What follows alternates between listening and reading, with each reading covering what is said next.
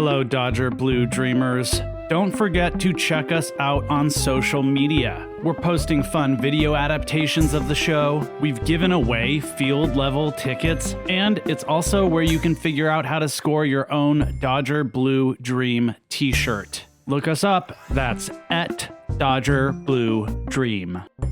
Let's get on to this one.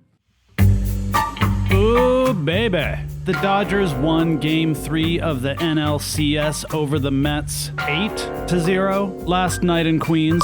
The boys in blue are now just 2 wins away from a trip to the World Series this year. The dream is almost real. Dodgers in Game 3. They take the lead in this series, 2-1. Let's talk about how we got it done last night with a prime pitching performance from Walker Buehler, backed up by our impeccable bullpen. And the boys set off some bombs into the chilly New York night sky. Kike, Shohei, Muncy all went deep. It's Thursday, October 17th, 2024. Game 4 of the NLCS is tonight, also in Queens at 5:08, very specifically Pacific time. Then there's Game 5 on Friday, also in New York. And if needed, we'll come back to LA and finish it off on Saturday and Sunday. Thank you for listening to Dodger Blue Dream Daily, the quick turnaround short format version of my documentary about the baseball season made in real time as the season unfolds. I'm Richard Parks III, and that's what's in. That's what's in.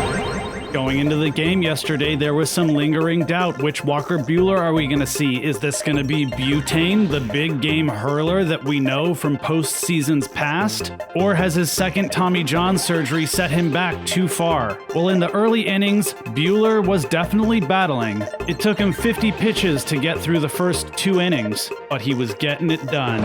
Lindor swings and misses. Walker Buehler strikes out Francisco Lindor. But when he struck out Francisco Lindor to get out of a crazy jam in the bottom of the second, it was impossible not to feel the flow. Buehler's day off is just a movie. This is real life, son. You know, that kind of seems like it's a little bit of the case with Walker. He's trying to rediscover who he is as a pitcher. Max Muncy in a post-game interview. At the same time, there's probably not anyone I would rather have pitching in a postseason atmosphere than Walker Buehler. The Dodgers had jumped out to a 2-0 lead, but it's a weird thing about the postseason that, especially when you're in enemy territory, and CitiField is, they were booing Shohei when he got announced. A 2-run lead can almost feel like a deficit.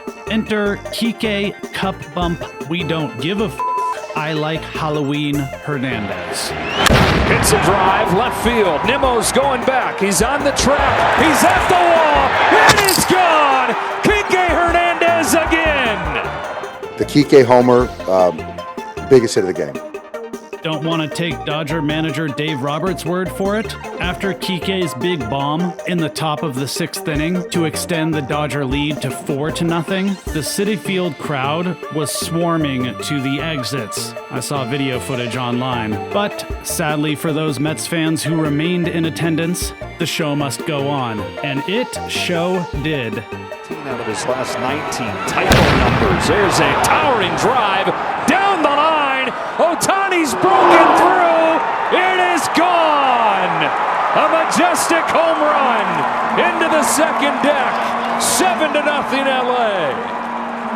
Shohei just hit a 3-run home run that was so big and high and long. It's getting pretty quiet at CitiField.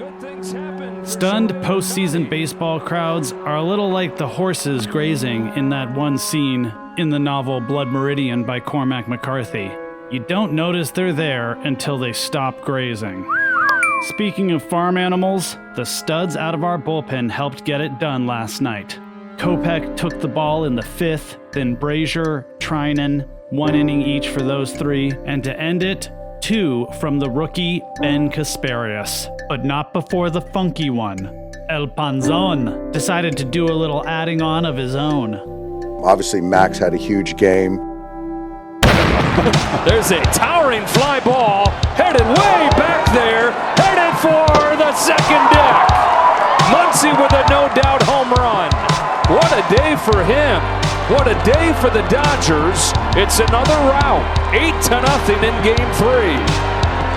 And the most disgusted looking bat flip of the postseason so far from the funky one we call Max Muncy. He's the bat flip guy. You know, he's so much attitude. It's awesome.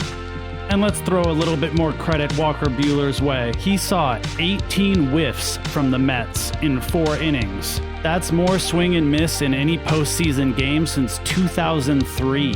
Another shutout for the Dodgers pitching staff, and another blowout victory. We could get used to this. We now lead the best-of-7 series 2-1, so we need 2 more to advance to the World Series.